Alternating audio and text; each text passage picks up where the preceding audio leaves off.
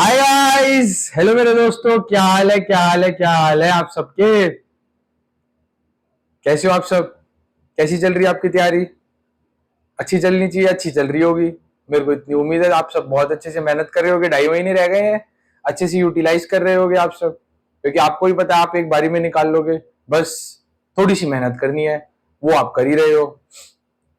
तो हमने इससे पहले ऑडिट ऑफ ऑटोमेटेड एनवायरनमेंट का हमने रिवीजन करा था।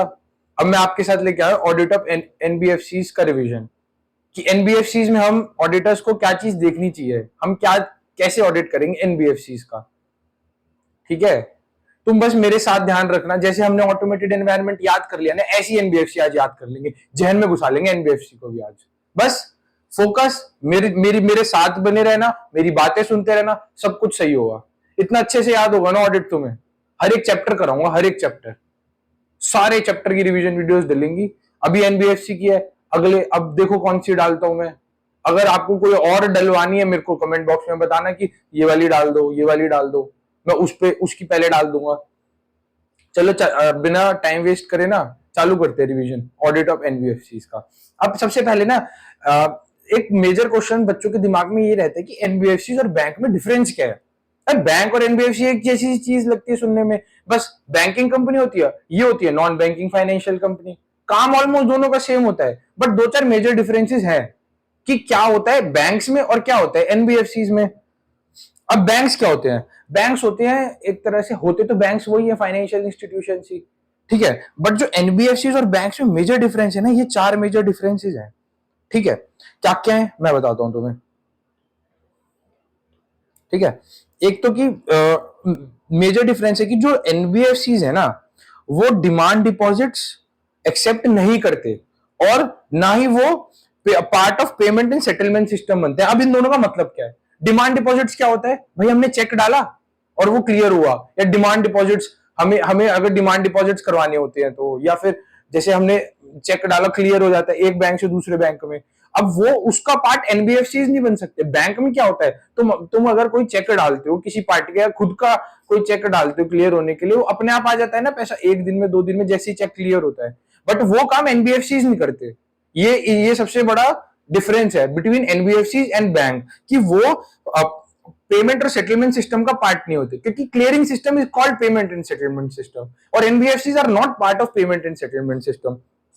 और दूसरा, ये चेक एक्सेप्ट नहीं करते, जिसे बोलते हैं डिमांड डिपॉजिट। इसके अंदर हम चेक नहीं डालते बैंक बैंक की तरह। जैसे हम अगर हमको कोई चेक डालना हो तो हम इसके अंदर डाल नहीं सकते। एक तो ये देखो, दोनों चारों चीजें डोंट है, डोंट और नो है। दो चीजें डोंट है और दो चीजें नो है एनबीएफसी में। मतलब एनबीएफसी में ना चार चीजों की कमी है। अगर ये चार चीजें भी फुलफिल कर दे तो NBFC are equivalent to bank, bank ही बन जाएगा ना, अगर ये चार चीजें एनबीएफसी के अंदर आ जाएंगी तो। मेजर डिफरेंस ये चार वाला है। और दो है कि डीआईजीसी अवेलेबिलिटी। डीआईजीसी अवेलेबिलिटी क्या होता है? इंश्योरेंस गारंटी कॉर्पोरेशन, जो कि इसके अंदर अवेलेबल नहीं होता एनबीएफसी के अंदर। जो गारंटी देते हैं ना कि अगर पैसा डूब जाता है बैंक का तो पैसा आएगा इतना, वो अपना ना हमें हर एक अकाउंट होल्डर का ये इंश्योरेंस करा के रखते हैं, ₹1,00,000 का, ₹5,00,000 तक का, डिपेंडिंग अपॉन जो भी आरबीआई की गाइडलाइंस के हिसाब से है। उसका उसका पार्ट बैंकिंग तो बन जाता है, बट एनबीएफसी नहीं होते उसका पार्ट, क्योंकि एनबीएफसी ने पैसे ही एक्सेप्ट नहीं करे होते तो किस चीज का इंश्योरेंस कराएगी वो। तो इसलिए वो डीआईजीसी की अवेलेबिलिटी नहीं होती नॉन बैंकिंग फाइनेंशियल कंपनीज में। और अपने बैंक्स के साथ एक चीज और है कि अगर बैंक्स आरबीआई के अंडर होते हैं सारे बैंक्स, तो आरबीआई ना रेगुलेट करता है सारे बैंक्स, और रेगुलेट करता है सारे बैंक्स, तो उनके अंदर ये गाइडलाइन भी होती है कि तुम्हें ना इतना पार्ट अपने लोन्स का प्राइवेट सेक्टर को भी देना पड़ेगा। अगर तुम नहीं दोगे तो तुम कंडीशन ब्रीच कर दोगे, आरबीआई पेनल्टी भी लगा सकता है, और बैंक को यही बोल सकता है तुम अपनी बैंकिंग ऑपरेशंस बंद कर दो, क्योंकि तुम मेरी बात मान नहीं रहे हो। माननी तो पड़ेगी ना फिर बैंक की, आरबीआई की सारी बातें बैंक्स को। तो ये चारों चीजें एक तरह से एनबीएफसी में नहीं होती, वो एनबीएफसी में नहीं होती, इस वजह से वो एनबीएफसी होती है। ये सारी चीजें, चारों चीजें बैंक में होती है, इसलिए वो बैंक्स होते हैं। तो यही चार डिफरेंसेस हैं जिसकी वजह से क्लासिफिकेशन करते हैं हम एनबीएफसी और बैंक्स का, कि ये चारों चीजें एनबीएफसी में नहीं होती बट बैंक में होती हैं। तो ये चीजें ऐसे याद हो जाएगी। डोंट दो चीज होती है, don't accept demand deposits, NBFC don't accept demand deposits. NBFC don't form part of payment and settlement system and और उसके अंदर डीआईजीसी की अवेलेबल नहीं होती, गारंटी कॉर्पोरेशन की, और मिनिमम एक्सपोजर नहीं होता प्राइवेट सेक्टर का, एनबीएफसी नहीं करती। उसके बाद एनबीएफसी को हम एक क्राइटेरिया फुलफिल करना बड़ा जरूरी है एनबीएफसी को, ठीक है। अब हमने यार ये दोनों पार्ट भी कर लिए, ठीक है। अब एनबीएफसी को एक क्राइटेरिया फुलफिल करना और जरूरी है, बोलो क्या? वो होता है कि भाई उसके जो फाइनेंशियल, अब एनबीएफसी करती क्या है, अपने भाई फाइनेंशियल एसेट्स में पैसे इन्वेस्ट करती है, लोन्स देती है, क्या क्या देती है। एनबीएफसी होती क्या क्या है, कैसे क्या क्या करती है एनबीएफसी, कुछ आइडिया है आपको?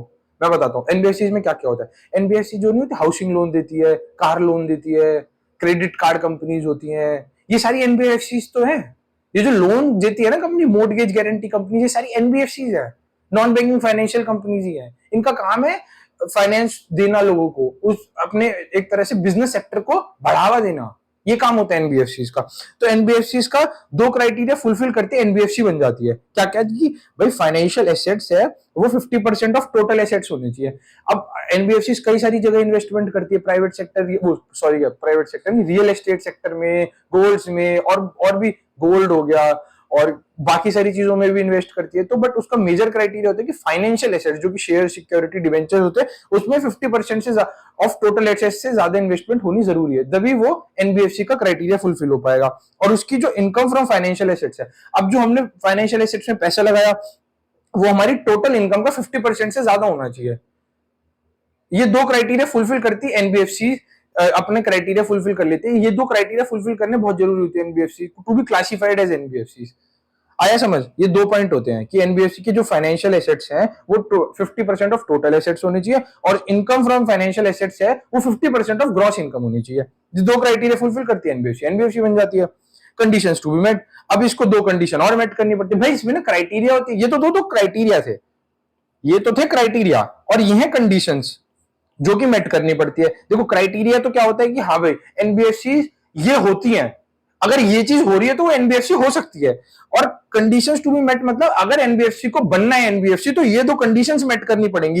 ये दो कंडीशंस किसने लगाई होगी? ये कंडीशंस आरबीआई ने लगाई होगी। भाई आरबीआई हर चीज का करता धरता। अब आरबीआई इसके अंदर क्या है कि सर्टिफिकेट ऑफ रजिस्ट्रेशन तुम्हें लेना पड़ेगा आरबीआई से। अगर एनबीएफसी को काम करना है इंडिया के अंदर, उसे सर्टिफिकेट ऑफ रजिस्ट्रेशन आरबीआई का लेना पड़ेगा, मैंडेटरी रिक्वायरमेंट है, इसके बिना एनबीएफसी रजिस्टर ही नहीं हो पाएगी, ठीक है। ये लेना पड़ेगा। उसके बाद minimum own fund, net own fund मतलब खुद का पैसा कितना लगाया हुआ है, खुद का कम से कम 2 करोड़ से ज्यादा, 2 करोड़ या उससे ज्यादा का पैसा लगाया होगा तभी एनबीएफसी ऑपरेट कर पाएगी इंडिया के अंदर। ये दो कंडीशंस फुलफिल करनी बड़ी जरूरी है, ये आरबीआई कंडीशन लगाता है। अब कैटेगरीज देखते हैं, दो तरह की एनबीएफसी होती है, डिपॉजिट टेकिंग जो डिपॉजिट भी लेती है, और एक होती है नॉन डिपॉजिट टेकिंग एनबीएफसी। दो तरह की एनबीएफसी हो गई। और नॉन डिपॉजिट टेकिंग एनबीएफसी भी देखो मेजर क्लासिफिकेशन, मतलब जो हमारे इंडिया में ना ज्यादातर यही वाली ऑपरेशन चलते हैं। अब जो नॉन डिपॉजिट टेकिंग एनबीएफसी होती है ना, एक होती है systematically important NBFC, non systematically important NBFC. इनका बस इसका एग्जाम से कोई रेलेवेंस नहीं है, और मैं अभी इसलिए डेप्थ में नहीं जा रहा हूं क्योंकि हमें करनी है रिवीजन। जब मैं अपना फुल लेक्चर लूंगा उसके अंदर मैं सब चीज की मीनिंग बताऊंगा, बट अभी हमें जल्दी जल्दी रिवीजन करनी है। हमें इस चैप्टर को मैक्सिमम 1 घंटे के अंदर फिनिश करना है। तो बस तुम्हें ये याद रखना है कि कैटेगरीज होती है एनबीएफसी की, एक तो डिपॉजिट टेकिंग एनबीएफसी, एक non deposit taking NBFC. Non deposit taking NBFC के भी दो पार्ट होते हैं, एक systematically important, non systematically important. अब एक अमेंडमेंट आई थी, इस पे थोड़ा फोकस करना बड़ा जरूरी है हमारा, क्योंकि ये अभी रिसेंट अमेंडमेंट आई है। किसने दी है रिसेंट अमेंडमेंट? ये आईसीआई देता है। अब इसके अंदर क्या करें, एनबीएफसी को 4 लेयर्स में बांट दिया है। एक तो बेस लेयर, एक होता है मिडल लेयर, एक अपर लेयर और एक टॉप लेयर। इसमें एनबीएफसी को क्लासिफाई कर दिया गया है। ये नई मेजर अमेंडमेंट आई है, चेंजेस हुए हैं, क्योंकि यार एनबीएफसी आज की डेट में ना बहुत सारी बन चुकी हैं, और ये ना यही घपले करती हैं फाइनेंशियल सेक्टर में। लोन देती गई, सिक्योरिटी ली नहीं, फिर कंपनी बैंकरप्ट हो जाती है, पैसे हर पब्लिक के पैसे लगे होते हैं, शेयर मार्केट से उठाए होते हैं, वो फिर एनबीएफसी डूब जाते हैं, लोग के पैसे डूब जाते हैं। इसलिए आरबीआई नई नई कंडीशंस, डेली नई नई चीजें ना एनबीएफसी के लिए, regulatory conditions, norms, capital requirement लाता रहता है। अब ये जो इन्होंने क्लासिफिकेशन करा है, जो लेयर्स बनाई है एनबीएफसी की, 4 क्यों बनाई है ये, इसका ना एक मेजर रीजन ये है कि जो कि गवर्नमेंट रेगुलेशंस होती हैं, जो हमारी गवर्नमेंट रेगुलेशंस होती है ना, जो हमारी कैपिटल रिक्वायरमेंट्स की होती है, कंडीशंस, जो प्रूडेंशियल नॉर्म्स होते हैं, इन चारों लेयर पे डिफरेंट तरीके, इन चारों लेयर को क्लासिफिकेशन करने का ये सबसे मेजर कारण था कि ये जो गवर्नमेंट रेगुलेशंस है, capital requirement, prudential norms, different layers पे डिफरेंट तरीके से काम करती हैं। जहां पे गवर्नमेंट, जैसे बेस लेयर है, इस पे गवर्नमेंट रेगुलेशंस थोड़ी कम होगी, प्रूडेंशियल नॉर्म्स थोड़ी कम होगी, कैपिटल रिक्वायरमेंट्स थोड़ी कम होगी, आई मीन कम कम चीजें होंगी इसके अंदर, कम होगी ना। अरे भाई जब कम एनबीएफ छोटी एनबीएफसी है तो फिर उस पर रिक्वायरमेंट कम होगी, बड़ी एनबीएफसी होगी मतलब उन्होंने पब्लिक से पैसा ज्यादा ले रखा है या आगे पब्लिक को ज्यादा पैसा दे रखा है, तो उसके अंदर रिक्वायरमेंट ऑब्वियसली ज्यादा होंगी। अब हमें तो मेन देखना है कि ये तो बस तुम्हें बताया कि क्यों डिफरेंशिएट करें इन लेयर्स को। अब है क्या इन लेयर्स के अंदर, हम सबसे पहले ये समझते हैं। अब देखो जो एनबीएफसी की जो बेस लेयर होती है ना, उसके अंदर क्या होता है, जो एनबीएफसी, ये सबसे पहले ना ये नॉन डिपॉजिट टेकिंग एनबीएफसी ही होती है जो बेस लेयर में होती है, और इनका जो एसेट साइज होता है ना वो 1000 करोड़ से कम का होना चाहिए, नॉट 1000 करोड़, 1000 करोड़ से कम, 1 रुपया भी कम तो ये बेस लेयर में आ जाएगी। 1000 करोड़ नहीं, 1000 करोड़ होते ही यहां चली जाएगी मिडिल लेयर के अंदर। मिडिल लेयर के अंदर जो भी डिपॉजिट टेकिंग एनबीएफसी होती है ना वो सारी यहां पे आ जाती है, और एक एनबीएफसी जो नॉन डिपॉजिट टेकिंग जो कि 1000 करोड़ और उससे ज्यादा है, मतलब इसके अंदर दोनों कंडीशन फुलफिल हो रही है, 1000 करोड़ और उससे ज्यादा दोनों वाली कंडीशन फुलफिल हो रही है, तो ये आता है मिडिल लेयर। उसके बाद अपर लेयर में क्या आता है, जो कि टॉप 10 एनबीएफसी होती हैं। ये क्या होता है, क्राइटेरिया होते हैं, बहुत सारे क्राइटेरिया होते हैं, उसके अंदर जाने की हमारे को कोई जरूरत नहीं है, बस ये ध्यान रखना जो कि टॉप 10 एनबीएफसी होती है ना, टॉप 10 एनबीएफसी वो आती है हमारी अपर लेयर के अंदर, ठीक है। उनके कोई पैरामीटर स्कोरिंग के बेसिस पे वो स्कोरिंग करते हैं कि हाँ भाई ये 10 टॉप एनबीएफसी हैं, इन पे अलग तरीके की पोटेंशियल नॉर्म्स लगेंगे, अलग तरीके की कैपिटल रिक्वायरमेंट्स लगेगी, अलग तरीके की गवर्नमेंट रेगुलेशंस लगेगी। तो ये तो आरबीआई अपने हिसाब से पैरामीटर स्केलिंग करके बताता है कि हाँ भाई ये तुम टॉप 10 एनबीएफसी हो, तुम पे ये चीजें एप्लीकेबल होगी। उसके बाद आता है टॉप लेयर। अब ये ना आइडियली खाली रहती है, टॉप लेयर आइडियली एम्प्टी रहती है, क्यों? ये होती है जबकि सब्सटेंशियल इंक्रीज होगा रिस्क का, कोई एनबीएफसी आ गई जो उसने बहुत ही मोटा पैसा उठा लिया मार्केट से, बहुत ही मोटा पैसे का आउटफ्लो कर दिया, मतलब बहुत सारे लोन दे दिए, बहुत कुछ हो गया, इसकी वजह से ना बहुत ज्यादा रिस्क बढ़ गया, बहुत ज्यादा रिस्क बढ़ गया, तो यहां पे टॉप लेयर के अंदर वो वाली एनबीएफसी आ जाएगी, ठीक है। उसके बाद आता है कि हमें एक्टिविटी देखनी है क्या होता है। अब यार देखो ये जो अपर लेयर होती है और टॉप लेयर होती है, इसमें तो आएंगी जिसमें बहुत रिस्क हो गया, जो टॉप 10 क्लासिफाई करी होगी आरबीआई ने। अब वैसे क्या होता है कि जो एक्टिविटीज करती है बेस लेयर, क्या करती है बेस लेयर, करती है peer to peer lending, accounting aggregator, non operational financial holding company, इसके अंदर ये होती है एक्टिविटीज। मिडिल लेयर के अंदर होती है stand alone primary dealers, infrastructure debt fund, core investment companies, housing finance companies, infrastructure finance company, ये सारी आती है मिडिल लेयर के अंदर। अब देखो इसकी ये कोई भी नहीं पूछने वाला कौन कौन सी एक्टिविटी क्या क्या होती है, ये मैक्सिमम अगर कोई एमसीक्यू में क्वेश्चन आएगा ना तो यहां से आएगा। बाकी ना इसका याद करने का तो ऐसा कुछ तरीका है नहीं, बट इसको 1-2 बार पढ़ोगे ना तो याद हो जाएगा। इसको ना देखते रहना, बार बार देखते रहना, और इसके ना मीनिंग में घुसने की कोई जरूरत नहीं है, रिवीजन है इसलिए मैं मीनिंग किसी का भी नहीं बताऊंगा, बट जब हमारा बिल्कुल पूरा लेक्चर होगा उसके अंदर सब चीज के मीनिंग बताए जाएंगे, एक एक चीज एक्सप्लेन करी जाएगी, बट ये रिवीजन है इसके लिए एक भी चीज एक्सप्लेन इसलिए नहीं करी जाएगी क्योंकि हमें लेक्चर को बहुत छोटा बनाना है, ठीक है। उसके बाद हमने क्या बोला, एनबीएफसी की जो कि बेस लेयर होती है वो ये काम करती है, ये peer to peer lending, accounting aggregator का काम, non operational financial holding company का, और ये स्टैंड अलोन प्राइमरी डीलर्स का काम करती है, infrastructure debt fund, core investment company, housing finance company, infrastructure finance company. अब यार ये जो अपर लेयर और टॉप लेयर है उसके अंदर तो मैंने तुम्हें बताई दिया कि टॉप जो 10 एनबीएफसी होगी वो चाहे कोई भी काम करती हो वो यहाँ आ जाएंगी, और जो बिल्कुल ही एकदम ही बिल्कुल हाई रिस्क वाली हो गई जो आइडियली एम्प्टी रहती है, जो हमारी जो टॉप लेयर होती है, ये तो अपर लेयर हो गया, और जो टॉप लेयर, ये तो अपर लेयर हो गया, और जो टॉप लेयर होता है, टॉप लेयर के अंदर क्या होता है, वेस्ट तो खाली रहती है, इसके अंदर जो आरबीआई ने कर दिया कि हाँ भाई इसमें पोटेंशियली ज्यादा रिस्क है, ये वाली एनबीएफसी यहाँ पे आ जाएगी। अब क्या होता है, जो गवर्नमेंट ओन्ड एनबीएफसी होती है ना वो भी अब बेस और मिडिल लेयर के अंदर आ जाती है। उसके बाद आती है जो investment and credit companies, micro finance institutions and mortgage guarantee companies, ये क्या होती है, जो ये वाली कंपनीज है, investment and credit companies, micro finance institution और मॉर्गेज गारंटी कंपनीज, ये सारी कोई भी एनबीएफसी हो सकती है, चाहे बेस लेयर हो, चाहे टॉप लेयर हो, चाहे मिडिल लेयर हो, चाहे अपर लेयर हो, ठीक है। यार देखो इसके ना मीनिंग कोई भी नहीं पूछने वाला, मत देखना नेट से, कुछ भी फायदा नहीं है, पूछेगा ही नहीं, क्यों देखने हैं, तो हमें ऑडिट को याद करके बस पेपर में लिख के आना है, समझो इस हिसाब से कि तुम पेपर में लिख के आ पाओ, हमें उतना उतना याद रखना है। जब तुम्हें बिल्कुल समझने का होगा तो बड़ा लेक्चर डाल देंगे। जब अब पोटेंशियल नॉर्म्स की बारी आती है, पोटेंशियल नॉर्म्स होते क्या है, देखो अब हमें ना दो चार चीजें देखनी होती है एनबीएफसी में कि वो जो प्रूडेंशियल नॉर्म्स होते हैं, मतलब कि जो मिनिमम रिक्वायरमेंट्स है वो एनबीएफसी फुलफिल कर रही है नहीं कर रही है। जैसे तुमने सुना होगा कैश रिजर्व रेशियो होता है और स्टैट्यूटरी रिक्वायरमेंट रिजर्व होता है। क्या होता है? ये गवर्नमेंट बनाती है बैंकिंग कंपनीज के लिए कि हमें तुम्हें इतना कैश रिजर्व अपने पास रखना पड़ेगा, इतना रेशियो मेंटेन करना पड़ेगा डेली बेसिस पे। अगर तुम ये ब्रीच करोगे ना तो हम पेनल्टी लगा देंगे, तुम्हारे बैंकिंग ऑपरेशंस रोक देंगे। ऐसा करती है आरबीआई बैंक्स को। अब एनबीएफसी को भी आरबीआई रेगुलेट करती है, तो उसने भी बहुत सारी कंडीशंस लगा दी। अब टीयर वन क्या होता है? दो तरह की कैपिटल होती है, टीयर वन कैपिटल होती है और टीयर टू कैपिटल होती है। टीयर वन कैपिटल में क्या क्या आता है? टीयर वन कैपिटल में आता है शेयर होल्डर इक्विटी और रिटेन्ड अर्निंग्स। ये शेयर होल्डर्स फंड ही तो हो गया मोर लेस। और क्या होता है? यही होता है। बस ये कि जो रिवैल्यूएशन रिजर्व्स होते हैं वो भी शेयर होल्डर फंड्स में डाल देते हैं, बट वो उठ के यहाँ पे आ गए और डेट आ गया, तो ये टीयर टू कैपिटल हो गई। डेट भी तो एक तरह से, क्या क्यों लेते हैं हम डेट? डेट इसलिए तो लेते हैं आगे हम पैसा दे पाए, तो डेट भी तो हमारी एक तरह से कैपिटल ही हो गई। तो टीयर वन कैपिटल में आता है शेयर होल्डर्स इक्विटी और रिटेन्ड अर्निंग्स, और टीयर टू कैपिटल में आता है रिवैल्यूएशन रिजर्व और डेट। इतनी सिंपल सी चीज है। उसके कैपिटल एडिक्वेसी रेशियो क्या होती है? अब इन दोनों का सम, टीयर वन और टीयर टू का जो सम है 15% of aggregated risk weighted assets से कम नहीं होना चाहिए। मतलब टीयर वन और टीयर टू का, अब रिस्क वेटेड एसेट्स होते क्या?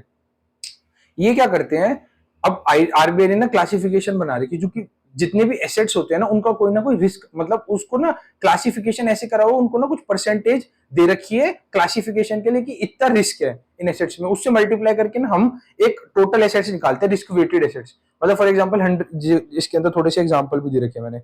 अब देखो रिस्क वेटेड एसेट्स होते क्या है? स्टेट गवर्नमेंट गारंटी क्लेम्स है अगर, तो उस पर 20% रिस्क है, तो मतलब bonds of public sector companies के अंदर 20% रिस्क है। पोस्ट कमर्शियल ऑपरेशंस के अंदर 50%। इसको वेट दे रखा है 50% का, अदर्स को 100% का, बाकी जो बचा उसको 100% का, और रेस्ट को 0% का, जो कि बिल्कुल जिसके अंदर कोई रिस्क नहीं होता। जैसे कैश के अंदर क्या रिस्क है? जब हमारे पास ही कैश है तो उसको 0 रिस्क दे रखा है। ठीक है, तो ये बोलते हैं कि जो टीयर वन और टीयर टू का टोटल है वो 15% ऑफ एग्रीगेटेड रिस्क एसेट से कम नहीं होना चाहिए। ठीक है, टीयर वन का 10% और एनी टाइम कम नहीं होना चाहिए, टीयर टू का 12% नहीं होना चाहिए, इससे कम होना नहीं चाहिए। हमारे जो भी हमारी कैपिटल है, जो हमारे एग्रीगेट रिस्क वेटेड एसेट्स बनेंगे, अब हम क्या करेंगे, जितने भी एसेट्स होंगे उसको सब इन चीजों से मल्टीप्लाई करेंगे कि भाई 20% से कुछ मल्टीप्लाई करेंगे जो कि स्टेट गवर्नमेंट की गारंटी क्लेम्स होंगे। Bonds of public sector banks को 20% से मल्टीप्लाई करेंगे जो भी अमाउंट होगा। पोस्ट कमर्शियल ऑपरेशंस को 50% से मल्टीप्लाई करेंगे जो भी अमाउंट होगा। इससे फिर हम टोटल कुछ निकाल लेंगे, जो भी मान लो एक्स एक्स एक्स टोटल आया। अब इसका हम देखेंगे यहाँ पे लगा के, जो एक्स एक्स एक्स जो भी हमारा टोटल आया वो जो है 15% of aggregated risk weighted assets से जो कि हमारा बन रहा है, मतलब रिस्क वेटेड एसेट्स है ये जो 15% लिया हमने इसका। For example risk weighted assets है हमारे, एक सेकेंड, हमारे रिस्क वेटेड एसेट्स है फॉर एग्जांपल मान लो तुम 1000 रुपए के, है ना, इसको हमने मल्टीप्लाई करा 15% से 150 रुपए आए। अभी जो 150 रुपए है ना, ये जो हमारा टीयर वन मान लो है 10 रुपए, हमारी रिटेन अर्निंग मान लो 90 रुपए की, और रिवैल्यूएशन रिजर्व मान लो 20 रुपए का, और डेट हमारे मान लो 50 रुपए के, तो हमारा टोटल हो गया 170 का।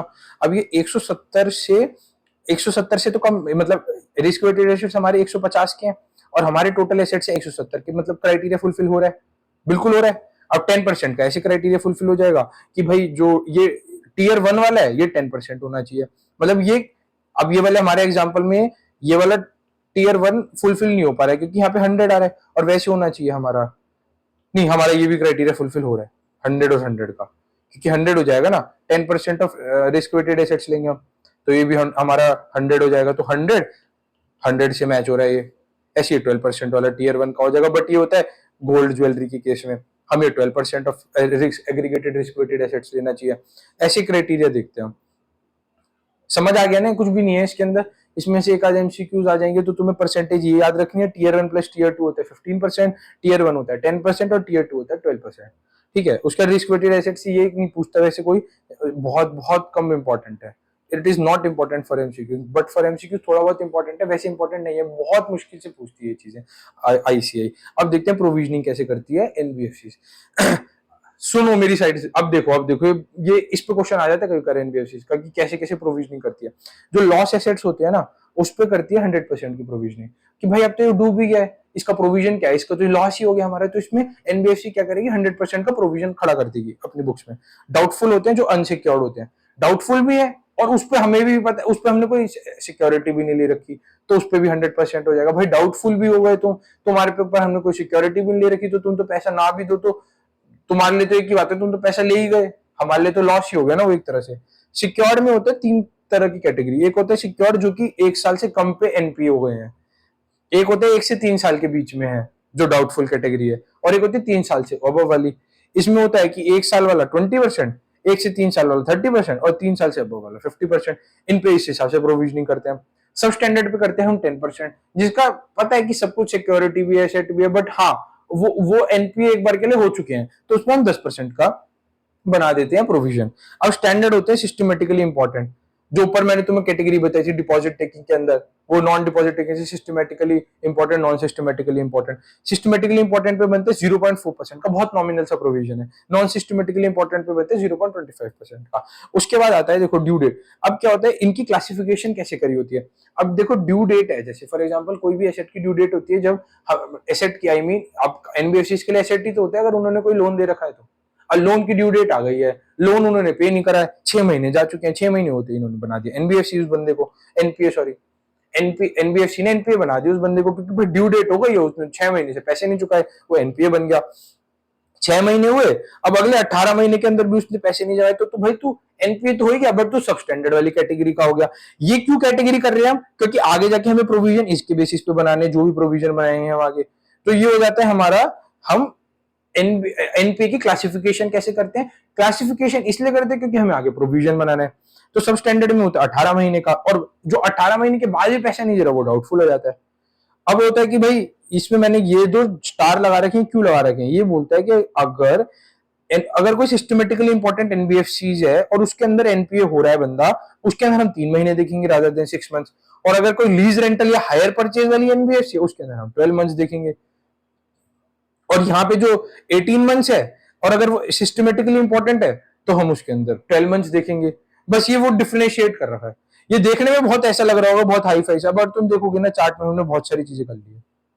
हमने पहले डिफरेंस पढ़ा बैंक्स और एनबीएफसी के बीच में, फिर हमने देखा कि कौन कौन से क्राइटेरिया फुलफिल करने पड़ते हैं एनबीएफसी को, कौन कौन सी कंडीशंस मेट करनी होती है आरबीआई की एनबीएफसी को, फिर कैटेगरी क्या क्या होती है एनबीएफसी की, फिर उसके लेयर्स कैसे बनाए एनबीएफसी के, क्या क्या एक्टिविटी होती है एनबीएफसी की।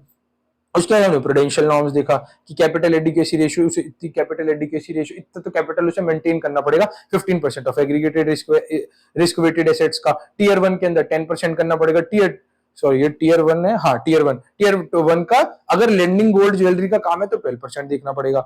उसके अंदर हमने प्रोविजन देखा, पहले हमने ये देखा कि एनपीए कैसे क्लासीफाई होते हैं। अगर भाई 6 महीने तक तुमने पेमेंट नहीं करी तो एनपीए हो जाएगा, उसके अगले 18 महीने तक भी तुमने पेमेंट नहीं करी तो वो सब स्टैंडर्ड कैटेगरी में रहेगा, उसके बाद तो वो डाउटफुल हो जाएगा। और ये कि अगर सिस्टमेटिकली इंपॉर्टेंट हो तो 3 महीने हो जाएगा वो 6 महीने की जगह, और 12 मंथ्स हो जाएगा लीज रेंटल हायर परचेज के केस में। और अगर 18 महीने का 12 महीने हो जाएगा एनबीएफसी सिस्टमेटिकली इंपॉर्टेंट है बट सब स्टैंडर्ड के केस में। ठीक है, ये हमने पढ़ लिया। अब क्या होता है, देखो हमने अभी ये देखा कि एनबीएफसी की कैसे कैसे क्लासिफिकेशन होती है, उसे क्या क्या रिक्वायरमेंट देखनी पड़ती है, बेसिकली उसके प्रोडेंशियल नॉर्म्स देखे, क्या क्या क्राइटेरिया उसे फुलफिल करने टू बीइंग एन एनबीएफसी, और क्या क्या लेयर्स होती है एनबीएफसी की, top layer, middle layer, base layer, upper layer, जो भी होती है। अब आते हैं कि अब ऑडिटर हैं, अब तो हम ऑडिटर हैं, हमें तो देखने की कंपनी के अंदर क्या चल रहा है एनबीएफसी के।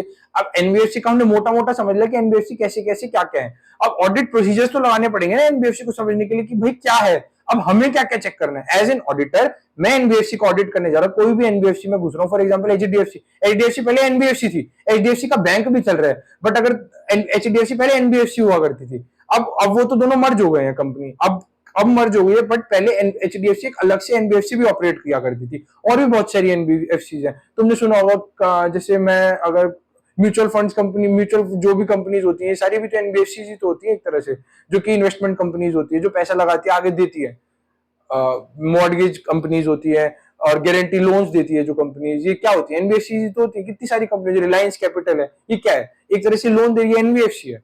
तो बहुत सारे एग्जांपल्स है मार्केट के अंदर, काफी सारी एनबीएफसी क्या बैंकरप्ट हो जाती है क्योंकि वो आरबीआई के नॉर्म्स फुलफिल करती है नहीं, पैसा ले देती है बहुत सारा मार्केट में, और ऐसी बिना सोचे समझे किसी को भी लोन दे देती है, कोई सिक्योरिटी लेती नहीं है, फिर वो फाइनेंशियल, फिर हमारी मार्केट में डाउन आ जाता है क्योंकि वो बंदा तो पैसे लेके भाग गया, फरार हो गया, इंडिया छोड़ के चला गया। वो इसलिए होता है क्योंकि वो देखते ही नहीं है किसी को भी, कोई भी लोन दे रहा है विदाउट सिक्योरिटी लेके। इसलिए आरबीआई को बीच में आना पड़ता है कि कम से कम फाइनेंशियल सेक्टर हमारा बर्बाद ना हो इन एनबीएफसी के चक्कर में, किसी को भी कुछ भी लोन दे देते हैं। इसलिए आरबीआई बोलता है कि हर चीज ढंग से देख के आने। अब हम एज एन ऑडिटर हम ये भी तो देखेंगे भाई एनबीएफसी जो कि ऑपरेट कर रही है वो ठीक से ऑपरेट कर रही है नहीं कर रही है, वो कहीं झोल पार्टी करके किसी को भी तो लोन नहीं दे रही है। अब आरबीआई ने तो कंडीशंस लगा दी, बट आरबीआई के ऊपर कोई रिलायबल पर्सन होना चाहिए ना, वो चेक करके बताए आरबीआई को कि हाँ भाई ये चीजें ठीक है या नहीं है। उसके लिए कौन आता है? चार्टर्ड अकाउंटेंट्स आते हैं। वो चार्टर्ड अकाउंटेंट्स क्या करते हैं? वो ऑडिट करते हैं एनबीएफसी का, देखते हैं ऑडिट ऑफ एनबीएफसी का, मतलब मेरा कहने का मतलब ऑडिट करते हैं वो हर चीज का है। एनबीएफसी के लिए भी तो चार्टर्ड अकाउंटेंट ही आएंगे ना ऑडिट करने। अब देखो क्या क्या देखना होता है चार्टर्ड अकाउंटेंट को। अब वो सबसे पहले देखेगा क्या बिजनेस है कंपनी का, ठीक है। तो उसके अंदर क्या है, ऑडिटर आया, ऑडिटर क्या देखेगा? सबसे पहले आते वो दिखेगा, ऑडिटर को देखना पड़ेगा, auditor should scan and make more careful study of what, चार चीजें, एक तो मेमोरेंडम ऑफ आर्टिकल्स, एक आर्टिकल ऑफ एसोसिएशन, एक minutes of board and business policy. ये चार चीजें देखती तुम्हारे 4 पॉइंट खत्म भी होगा इसमें। मैं ये भी बता रहा हूं तुम्हें, ऐसे ही दे रखे हैं आईसीआई ने, auditor should scan, auditor should make careful study of. हमने एक ही पैराग्राफ में बना के चारों पॉइंट खत्म कर दी। तुम 4 पॉइंट ले आना, तुम्हारा आंसर डन है। कि अगर ऑडिट प्रोसीजर में पूछता है ascertaining the business of a company, तो ऑडिटर क्या दिखेगा? How to ascertain the business of the company. उसके अंदर क्या क्या देखना पड़ेगा? उसे ये देखना पड़ेगा कि मेमोरेंडम ऑफ आर्टिकल्स में क्या लिखा हुआ है, आर्टिकल ऑफ एसोसिएशन में क्या लिखा हुआ है, और जो बोर्ड मीटिंग हुई उसके अंदर क्या डिसीजन पास हुए, क्या बिजनेस करना है हमारे को, और बिजनेस पॉलिसी क्या है कंपनी की। बस ये चीजें देखनी है to understand the business of the company. तो auditor should scan and make careful study of, auditor should scan and make careful study of memorandum of articles, article of association, minutes of board and business policy. इससे से मोटा मोटा समझ आ जाएगा business क्या चल रहा है कंपनी का, और अच्छी तरीके से समझ आ जाएगा कि चल रहा है बिजनेस। अब उसे ये पता चल जाएगा कि वो कैटेगरी में किस कैटेगरी में आता है, क्या करती है एनबीएफसी, उसको कितना, ये सब समझ लेगा उस चीज से। उसके बेसिस पे वो अपने ऑडिट प्रोसीजर्स लगाएगा कि भाई कंपनी जो है अपने सारे आरबीआई के नॉर्म्स फुलफिल कर रही है नहीं कर रही है, और कोई फ्रॉड तो नहीं कर रही है, इतनी बड़ी कंपनी है एनबीएफसी की, ये सब देख लेगा। और ये अवर स्टडी क्यों जरूरी है, मैंने तुम्हें क्या बताया था, अवर स्टडी क्यों जरूरी है? फर्दर क्लासिफिकेशन ऑफ एनबीएफसीज को, since classification depends on principal business activity. हमने सारी क्लासिफिकेशन देखी, ये क्या थी? ये on the basis of different business थे ना। अब जब ऑडिटर को ये समझ आएगा कि कंपनी कौन सा बिजनेस करती है, उसके बेसिस पे तो ये पता लगा पाएगा ना कि कौन सी एनबीएफसी, उसके बेसिस पे अपने ऑडिट प्रोसीजर करेगा फर्दर, जो भी ऑडिट प्रोसीजर उसे करने हैं। देखो एक टॉपिक तो हमारा तैयार हो गया ना, ascertaining the business of the company. Ascertaining the business of the company की हम बात करें तो ऑडिटर को क्या करना है? ऑडिटर को स्कैन करना है और अच्छे से पढ़ना है memorandum of article, article of association, minutes of board और बिजनेस पॉलिसी। उससे क्या समझ आ जाएगा उसे कि कंपनी है क्या, एनबीएफसी है क्या। फर्दर क्लासिफिकेशन में भी इंपॉर्टेंट है क्योंकि उसके बेसिस पे से पता चलेगा कि किस कैटेगरी में आती है वो एनबीएफसी। उसके बाद आता है इवैल्यूएशन ऑफ इंटरनल कंट्रोल। भाई हमने पहले क्या पढ़ा था, जब ऑटोमेटेड एनवायरनमेंट को हम ऑडिट कर रहे थे, हमने क्या पढ़ा था? भाई इंटरनल कंट्रोल बड़े जरूरी होते हैं ऑर्गेनाइजेशन के अंदर, कोई फ्रॉड और एरर हो तो टाइमली डिटेक्ट हो जाए और प्रिवेंट हो जाए। ऐसी ये है कि इंटरनल कंट्रोल एनबीएफसी पे कैसे है, वो ऑडिटर की रिस्पॉन्सिबिलिटी होती है। ऑडिटर इंटरनल कंट्रोल क्यों चेक करता है? उससे इसे पता चलता है इफेक्टिवनेस कितने हैं उसके कंट्रोल्स। देखो हर एक एंटिटी में रिस्क होते हैं, रिस्क को मिटिगेट करने के लिए हम कंट्रोल लगाते हैं। अगर कंट्रोल इतने इफेक्टिव है ना तो हम ऑडिट प्रोसीजर कम करेंगे, बट अगर कंट्रोल इनइफेक्टिव है तो हमें ऑडिट प्रोसीजर अपने बढ़ाने पड़ेंगे कि भाई तुम्हारे कंट्रोल ही इनइफेक्टिव है, हमें तो ज्यादा चेकिंग करनी पड़ेगी, अब हमें ज्यादा सैंपल्स मंगाने पड़ेंगे, ज्यादा ऑडिट प्रोसीजर्स करने पड़ेंगे। तो इसका क्या तरीका है? अब उसे इवैल्यूएशन करनी पड़ेगी ना इंटरनल कंट्रोल सिस्टम की। तो responsibility of effective internal control system vests with management. Management को वैसे मैनेजमेंट की रिस्पॉन्सिबिलिटी होती है कि इंटरनल कंट्रोल सिस्टम ढंग से चल रहा है नहीं चल रहा है। हम ऑडिटर क्या बोलते हैं? ऑडिटर हम पूछते हैं मैनेजमेंट से, इंक्वायरी करते हैं क्या कि कैसे है तुम्हारे इंटरनल कंट्रोल, फिर हम उस पर आईसीएफआर करते हैं, इंटरनल कंट्रोल फाइनेंशियल रिपोर्टिंग। उसके बेसिस पे हमें पता लगता है कि कितने कंट्रोल्स रिलायबल है नहीं है। अगर रिलायबल है तो हम ऑडिट प्रोसीजर कम करते हैं, अगर नॉट रिलायबल है तो ऑडिट प्रोसीजर हम बढ़ा देते हैं। फिर क्या होता है, देखो इसका भी ना बहुत अच्छा तरीका समझने का, responsibility of effective internal control system vest with management. उसके बाद अगर साउंड इंटरनल कंट्रोल सिस्टम होगा उससे क्या होगा, डिटेक्टिंग फ्रॉड और एरर इन टाइमली। मैंने तुम्हें क्या बताया, अगर कंट्रोल्स इफेक्टिव हुए तो फ्रॉड और एरर टाइमली डिटेक्ट हो जाएंगे, अगर कंट्रोल ही इनएफिशिएंट हुए तो फ्रॉड और एरर टाइमली डिटेक्ट कैसे होंगे? आया समझ? ये रिस्पॉन्सिबिलिटी ऑफ इफेक्टिव। देखो इंटरनल कंट्रोल सिस्टम तो मैनेजमेंट ही देखता है, हम तो ऑडिटर बस ये देखते हैं कि वो कंट्रोल इफेक्टिव कितने हैं। साल में एक बार आते हैं, एक बार करा हमने आईसीएफआर कि हाँ भाई साल का हमने सारा डाटा मंगाया और थोड़े बहुत सैंपल्स के बेसिस पे हमने ये देख लिया कंट्रोल्स कितने इफेक्टिव है। अगर कंट्रोल्स इफेक्टिव है तो फ्रॉड टाइमली डिटेक्ट हो जाएंगे, इसलिए हमें ऑडिट प्रोसीजर कम करना पड़ेगा। फिर ऑडिटर को अंडरस्टैंड करना पड़ेगा। हाँ, अब भाई ऑडिटर को अगर ऑडिट करना है तो उसे क्या अंडरस्टैंड करना पड़ेगा, अकाउंटिंग सिस्टम और इंटरनल कंट्रोल कैसा है। अगर अकाउंटिंग सिस्टम और इंटरनल कंट्रोल अच्छा है तो उसके ऑडिट प्रोसीजर कम होंगे, तो उससे उसे डिटरमाइन हो जाएगा कि कैसा ऑडिट प्रोसीजर करना है हमें। अगर अकाउंटिंग सिस्टम और इंटरनल कंट्रोल, अगर हमारे ऑडिट सिस्टम और इंटरनल कंट्रोल इफेक्टिव हुए तो हम क्या डिटरमाइन करेंगे, nature, timing, extent of audit procedure कैसा रहेगा। अगर ये साउंड हुए तो नेचर, टाइमिंग, एक्सटेंट कम होगा, और अगर साउंड नहीं हुए मतलब इनइफेक्टिव हुए कंट्रोल, तो नेचर, टाइमिंग, एक्सटेंट ज्यादा बढ़ा देंगे हम, क्योंकि हमें तो ये ना कंट्रोल ही इनइफेक्टिव है, तो हमें ऑडिट प्रोसीजर तो बढ़ाने पड़ेंगे ना भाई। इफेक्टिवनेस कैसे पता चलेगी हमारे को भाई, एक जगह तो कंट्रोल इनइफेक्टिव है ना, उसके बाद हम ऑडिट प्रोसीजर भी कम कर ले, ऐसे थोड़ी होता है। हम तो फिर रिपोर्ट ही नहीं देंगे, हम तो क्वालिफाइड रिपोर्ट देंगे। इससे अच्छा क्या है, अब अपने पहले अंडरस्टैंडिंग लें कंट्रोल कैसे, अगर कंट्रोल इफेक्टिव है तो ऑडिट प्रोसीजर हम कम कर देंगे, कंट्रोल इनइफेक्टिव है तो ऑडिट प्रोसीजर हम बढ़ा देंगे। उसके बेसिस पर हम टाइम डिसाइड करेंगे ऑडिट प्रोसीजर कैसे होनी चाहिए, नेचर कैसा होना चाहिए, उसका टाइमिंग कैसा होना चाहिए, उसका एक्सटेंट कैसा होना चाहिए। फिर ascertaining periodic review and follow up of advances. अब क्या होता है इसके अंदर, क्या होता है वही है ना, पैसा दे रही है एनबीएफसी, अब हमें क्या देखना, उसको पीरियोडिक रिव्यू करना है, और कि भाई अब एडवांस तो तुमने दे दिया, उसको फॉलोअप ले रहे हो, पैसा नहीं दे रहा बंदा, ले रहे हो उसका फॉलोअप, क्या रहा उसको कॉल करा 10 बार, भाई वो पैसे नहीं दे रहे, उसके घर बंदे भिजवाए, पैसे लेके आए, उसकी प्रॉपर्टी देखी सही सलामत तो है नहीं है कि और को बेच दी, पैसे तो हम लेते हैं उसके कागज पत्तर, बट क्या पता कुछ भी नहीं पता फ्रॉड कागज दे दियो। तो इसलिए ऑडिटर को ये सब चीजें देखनी पड़ती है। तो ठीक है, evaluation of internal control system में क्या क्या सुना हमने, इंटरनल कंट्रोल सिस्टम की रिस्पॉन्सिबिलिटी तो मैनेजमेंट के साथ होती है, बट अगर साउंड होते हैं तो फ्रॉड और एरर टाइमली डिटेक्ट हो जाते हैं। अब ऑडिटर ने अकाउंटिंग सिस्टम और इंटरनल कंट्रोल की अंडरस्टैंडिंग को ले लिया कि कैसे कंट्रोल इफेक्टिव है या नहीं है, उसके बेसिस पे उसने डिसाइड कर लिया नेचर, टाइमिंग, एक्सटेंट कैसे है। फिर एडवांसेस को उसने फॉलोअप ले लिया, रिव्यू कर लिया, कितना 4 पॉइंट है, चारों पॉइंट बिल्कुल समझ आ गया, ऐसे याद करने हैं तुम्हें, कुछ है भी इसमें। इंटरनल कंट्रोल सिस्टम कैसा है, मतलब उसकी मैनेजमेंट के ऊपर रिस्पॉन्सिबिलिटी होती है, साउंड है या नहीं इंटरनल कंट्रोल सिस्टम जिसकी वजह से फॉरवर्ड एरर टाइमली डिटेक्ट हो रहे हैं, और उसके बेसिस पे हमने अपना ऑडिट प्रोसीजर्स कर लिया कि नेचर, टाइमिंग, एक्सटेंट कैसा है, और पीरियोडिक रिव्यू और फॉलोअप एडवांसेस कर रहे हैं नहीं कर रहे हैं, हमने चेक कर लिया। फिर वही बात है ना कि भाई अब तुम तो एनबीएफसी बोल रहे हो अपने आप को, हम तो ये चेक करेंगे ना तुमने रजिस्ट्रेशन लिया है नहीं लिया एनबीएफसी, ये बहुत इंपॉर्टेंट क्राइटेरिया आ जाता है कि भाई डुअल कंडीशन मैच हो रही है नहीं हो रही। डुअल कंडीशन क्या क्या है, एक तो रजिस्ट्रेशन विद आरबीआई और मिनिमम नेट ओन फंड्स की 2 करोड़ की रिक्वायरमेंट फुलफिल कर रहे हो नहीं कर रहे हो, 2 करोड़ की रिक्वायरमेंट फुलफिल करनी पड़ेगी ना, तभी तो एनबीएफसी मानी जाएगी।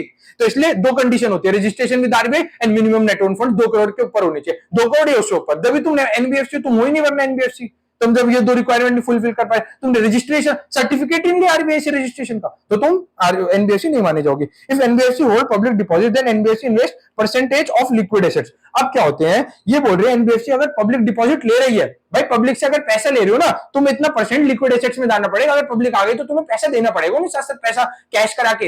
ये नहीं कर सकते तुम कह दो कि मेरे पे तो पैसा ही नहीं है, मैंने तो सारा पैसा दे दिया आगे पीछे नहीं, जब ये बोलती है यार इतना परसेंट तुम्हें लिक्विड एसेट्स के अंदर डालना पड़ेगा आज की आज। अगर पब्लिक डिपॉजिट्स तुम एक्सेप्ट कर रहे हो तो तुम्हें इतना परसेंटेज लिक्विड एसेट्स के अंदर डालना पड़ेगा। पब्लिक तो आ सकते हैं ना कहीं पैसा मांगने, ये भी ऑडिटर को चेक करना पड़ता है कि हाँ भाई ऐसा कर रही है नहीं कर रही है एनबीएफसी, अगर बोल रही है पब्लिक डिपॉजिट एक्सेप्ट कर रही है तो उसमें इतना परसेंटेज जो भी होता है, ये आरबीआई की कंडीशंस होती है कि इतना परसेंटेज लिक्विड एसेट्स के अंदर तुम्हें डाला है नहीं डाला है। उसके बाद कहता है क्वार्टरली रिटर्न। अरे भाई तुम ये तो बताओ तुम ऑपरेशंस में कर क्या रहे हो, इसको रिटर्न फाइल करनी पड़ेगी क्वार्टरली, एनबीएफसी को क्वार्टरली रिटर्न फाइल करनी पड़ती है, ऑडिटर ये चेक करता है तुमने क्वार्टरली रिटर्न फाइल करी है नहीं करी है, क्वार्टरली रिटर्न फाइल करनी पड़ेगी आरबीआई के साथ, मेंटेनिंग लिक्विड एसेट्स की। लिक्विड एसेट्स अगर तुम पब्लिक डिपॉजिट्स ले रहे हो, पब्लिक का पैसा ले रहे हो ना, परसेंटेज ऑफ लिक्विड एसेट्स तो करने ही इन्वेस्ट, उसकी रिपोर्ट भी देनी पड़ेगी हमें क्वार्टरली, ये भी चेक करता है ऑडिटर कि भाई ये सब कुछ कंप्लाई हो रहा है नहीं हो रहा है। तुम एक तो रजिस्ट्रेशन विद आरबीआई जरूरी है, डुअल कंडीशन कौन कौन सी, एक तो सर्टिफिकेट ऑफ रजिस्ट्रेशन और minimum net worth fund 2 crore तुम्हारे। अगर तुम पब्लिक डिपॉजिट ले रहे हो तो परसेंटेज ऑफ लिक्विड एसेट्स में परसेंटेज इतना कुछ परसेंटेज जो कि आरबीआई बताती है इतना लिक्विड एसेट्स के अंदर डालना पड़ेगा। उसके बाद क्वार्टरली रिटर्न फाइल कर रहे हो नहीं कर रहे हो, ये भी चेक करना पड़ेगा। तुम्हारे 3 टॉपिक हो गए, कौन कौन से हो गए, ascertaining the business of the company, evaluation of internal control और रजिस्ट्रेशन विद आरबीआई, ये 3 टॉपिक हो गए। लास्ट है अपना NBFC acceptance of public deposit direction. अब क्या होता है एनबीएफसी ना, कई एनबीएफसी होते हैं कि एक्सेप्ट भी करती है पब्लिक डिपॉजिट्स। ये स्टार्टिंग में जो मैंने बोला था ना 4 कंडीशंस होते हैं जिसके अंदर वो don't accept demand deposit. Demand deposit is different thing, जिसके अंदर पैसा में डिमांड भी देना पड़ता है। Public deposit is different thing, हाँ डिमांड पे देना पड़ता है बट इसके अंदर हमें टाइम मिलता है महीने का 15 दिन का कि हाँ भाई तुम 15 दिन में दे दो, ये होता है। अगर डिमांड डिपॉजिट होता है ना, हम गए बैंक के अंदर भाई चेक दिया अभी दे पैसे, एनबीएफसी में नहीं होता ये कि भाई अभी मांगने लग गए, भाई एनबीएफसी ने तो पैसा दे रखा है 10 जगह बाहर, उसे तो इकट्ठा करना पड़ेगा ना पैसा तुम्हें देने के लिए, इसलिए उसके अंदर ये रिक्वायरमेंट होती है कि हाँ भाई पब्लिक डिपॉजिट है ना, 15 दिन का टाइम दो, 1 महीने का टाइम दो, हम पैसे देंगे, बट हमें तुम प्रायरली बता दो 15 दिन 1 महीना पहले। ये होता है पब्लिक डिपॉजिट। वो 4 कंडीशन से कंफ्यूज मत हो ना, ये अलग है, ये अलग है, बिल्कुल अलग है वो। अब आता है NBFC to accept and hold public deposit. अब देखो अगर एनबीएफसी को पब्लिक डिपॉजिट एक्सेप्ट या होल्ड करनी है ना, उसे बोर्ड रेजोल्यूशन पास करना पड़ेगा। बोर्ड के अंदर पता होना चाहिए भाई, बोर्ड मेंबर्स को पता होना चाहिए ना, अगर तुम पब्लिक डिपॉजिट एक्सेप्ट कर रहे हो, तुम पब्लिक डिपॉजिट वाली एनबीएफसी बन रहे हो, तो तुम्हें बोर्ड रेजोल्यूशन पहले पास करना पड़ेगा। दैट्स इट, उसमें है क्या, बोर्ड रेजोल्यूशन पास कर देंगे तो कर लेना पब्लिक डिपॉजिट। हम ऑडिटर क्या करेंगे, हम देख लेते तो हम बोर्ड रेजोल्यूशन मंगा लेंगे, भाई सारे बोर्ड मेंबर्स के साइन है कि हाँ भाई इन्होंने बोर्ड रेजोल्यूशन पास करके ही पब्लिक डिपॉजिट एक्सेप्ट करी है। उसके बाद आता है चेक ड्रिल। चेक ड्रिल हमें चेक करना है, ड्रिल क्या क्या होता है। ड्रिल 4 चीज होती है, deposit register with supporting receipts, returns are filed in timely manner, deposits register with supporting receipts, returns are filed in timely manner, interest calculation so that no extra interest is paid, और liquid assets are kept in safe custody। हमने क्या करना है, अगर public deposit देखो यार, पैसा ले रहे हो ना उसको सेफ तो रखोगे, अरे पैसा ले रहे हो सेफ भी नहीं है फिर, इसलिए ये चारों कंडीशन लगा दी। हमें ये चारों चीजें चेक करनी पड़ती है एज एन ऑडिटर। ऑडिटर अगर कोई एनबीएफसी को ऑडिट करता है, ये चारों चीजें चेक करनी पड़ेगी। पहले एक चेक, ये तो मेन कंडीशन है कि बोर्ड रेजोल्यूशन तुम्हें पास करना पड़ेगा, उसके बिना तुम पब्लिक डिपॉजिट ले नहीं सकते। बट उसके बाद ये 4 कंडीशन और तुम्हें देखनी पड़ेगी। क्या क्या है, फर्स्ट क्या है, deposit register with supporting receipt. भाई एक रजिस्टर तो बनाओगे ना पूरे का, कि हाँ भाई इस बंदे के इतने, फलाना बंदे के इतने पैसे, फलाना बंदे के इतने पैसे, उसका रजिस्टर तो दिखाओगे मेरे को, उसके पैसे रिसीट कहाँ है वो दिखाओ मेरे को, बस ये देखना है हमें। Return are filed in time, भैया पब्लिक डिपॉजिट ले रहे हो, हमें रिटर्न भी चाहिए। तुम आरबीआई के अंदर टाइमली रिटर्न दे रहे हो ना, कि भाई पब्लिक डिपॉजिट ले रहे हो तो टाइमली रिटर्न देनी है, उसके इंटर के, अब तुम पैसा ले रहे हो तो पैसा भी तो देना पड़ेगा ना, एक्स्ट्रा नहीं देना ना। तो वहां पर अपने नुकसान क्यों कराए, ठीक है पब्लिक डिपॉजिट दे दिया, जितने इंटरेस्ट पे बात हुई उतना इंटरेस्ट देंगे, एक्स्ट्रा इंटरेस्ट देना नहीं है हमारे को। फिर उसके बाद भाई पब्लिक डिपॉजिट एक्सेप्ट करे तो आरबीआई उनका भी तो ध्यान रखेगी ना, पब्लिक का, तुम्हारा ध्यान रख रही है कि तुम एक्स्ट्रा इंटरेस्ट ना दो, हम तो ध्यान रख रहे हैं ना तुम्हारा कि तुम एक्स्ट्रा इंटरेस्ट नहीं दे रहे, हम ये चीज चेक कर रहे हैं, तो तुम्हें भी ध्यान रखना पड़ेगा पब्लिक का। कैसे, तुम्हें लिक्विड एसेट्स में पैसा डालना पड़ेगा क्योंकि तुम पब्लिक डिपॉजिट एक्सेप्ट कर रहे हैं। समझ आ गई। पहला क्या है, बोर्ड रेजोल्यूशन पास करना है, फिर उसके बाद चेक करना है ड्रिल। ड्रिल क्या है, पहले डिपॉजिट रजिस्टर, दूसरा क्या है, आर से क्या था हमारा, आर से था returns are filed in timely manner, I से था इंटरेस्ट कैलकुलेशन कि वो ठीक से हो रही है नहीं हो रही है, और लिक्विड एसेट्स हैं वो सेफ कस्टडी में, कहां दे रहे हैं लिक्विड एसेट्स, अच्छी जगह तो इन्वेस्ट करे हैं ना, कि किसी और को दे दिए, वहां पे पैसा डूब गया, फिर पब्लिक आ गई, तुम कह रहे हो यार आगे पैसा डूब गया मैं कहां से दूं। इसलिए सेफ जगह इन्वेस्ट करने लिक्विड एसेट्स में, सेफ जगह इन्वेस्ट करने। जैसे तुमने ट्रेजरी बॉन्ड्स खरीद लिया, गवर्नमेंट की कोई स्कीम में पैसा लगा, गवर्नमेंट की स्कीम में, ये नहीं कि फर्जी कंपनी में पैसा लगा दिया, भाई पैसे डूबे वहां पे भी तुम्हारे, लिक्विड तो हुए नहीं, पैसे और डूब गए। इसलिए ये चीज चेक करनी ऑडिटर को जरूरी है भाई। ऑडिटर यार देखो, ऑडिटर ना एक बहुत इंपॉर्टेंट, मतलब ऑडिटर क्या होता है, चार्टर्ड अकाउंटेंट ने बहुत इंपॉर्टेंट बंदा होता है। वो इतनी सारी रिपोर्ट्स बनाता है, फेयर व्यू देता है, ताकि उसके उन फाइनेंशियल्स पे पब्लिक का भरोसा बना रहे भाई, जो कस्टमर्स होते हैं उनका भरोसा बना रहा है, गवर्नमेंट का भरोसा बना रहा है कि हाँ भाई टाइमली टैक्स डिपॉजिट हो रहा है नहीं हो रहा है, कोई फ्रॉड तो नहीं हो रहा ना टैक्स डिपॉजिट करने के अंदर, ये सारी चीजें चेक करता है। उसके बाद आता है acceptance and renewal of deposit only after return application from on form supplied by NBFC. अब क्या होता है भाई, अगर तुम्हें रिन्यू करना है या कोई एक्सेप्ट करना है ना, तुम्हें फॉर्म तो भर के दोगे, वो बंदा जो आएगा तुम्हें पैसे देगा, तुम कुछ रिटर्न में उससे कंसेंट तो लोगे ना कि हाँ भाई तू कंसेंट है तभी तेरे हम पब्लिक डिपॉजिट ले रहे हैं, तू तेरे विदाउट कंसेंट नहीं ले रहे हम पब्लिक डिपॉजिट। और अगर हम रिन्यू करा रहे हैं, अगर हम पब्लिक, जैसे तेरी हम कोई बंदा आया उसने कहा कि हम मेरी ना भाई 5 साल के लिए तुम ये डिपॉजिट ले लो, अब वो कह रहा है कि 5 साल हो गए उसके पूरे, वो कह रहा है कि दोबारा 5 साल बाद बोल रहा है कि मेरे ना 5 साल के लिए दोबारा रिन्यू कर लो, ठीक है, एनबीएफसी बोल रहे हम कर लेंगे रिन्यू, पहले तू साइन कर दे इस फॉर्म के अंदर, ठीक है भाई हम कर देंगे रिन्यू, हमें कोई दिक्कत ही नहीं है। सुन लो बस, मेरी मजा आ रहा है ना, ऐसी मजा आता रहेगा, बस सुनते जाओ मेरी बात, बस सुनना है, तुम यहाँ कॉन्सेंट्रेट करना है, मजा आता रहेगा। उसके बाद ceiling on quantum of deposit.